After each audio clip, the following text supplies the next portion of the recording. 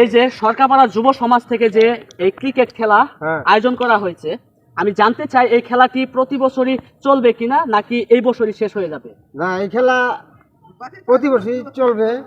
আমরা এর জন্য খুবই ইচ্ছুক। এই খেলাকে আমরা জাতীয় পর্যায়ে করতে চাই, এই আমার ইচ্ছুক।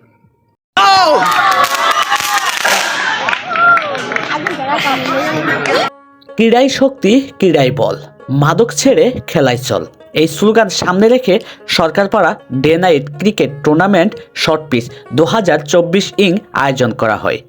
এই আয়োজনকে বাহবা দিয়েছেন 10 নং গাইবান্ধা ইউনিয়নের গ্রামবাসীরা। ইসলামপুর উপজেলার সকল গ্রামবাসীরা সরকারপাড়ার যুব সমাজকে ধন্যবাদ জানিয়ে আহ্বান জানায় এই খেলা যেন প্রতি বছরই আয়োজন করা হয়।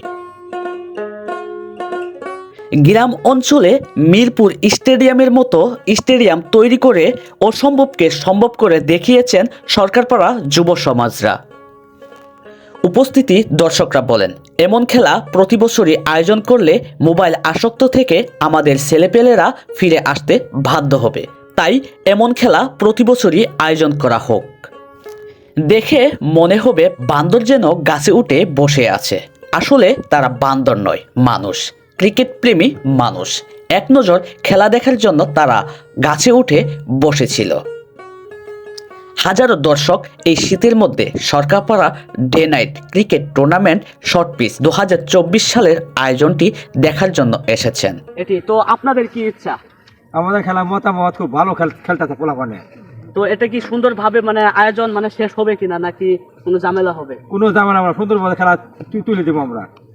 তো আপনাদের সকলকে ধন্যবাদ। এই খেলার আয়োজককে মন্ডল ভাই ফেসবুক পেজের পক্ষ থেকে জানাই ধন্যবাদ। সেই সঙ্গে আপনাদেরকেও জানাই ধন্যবাদ।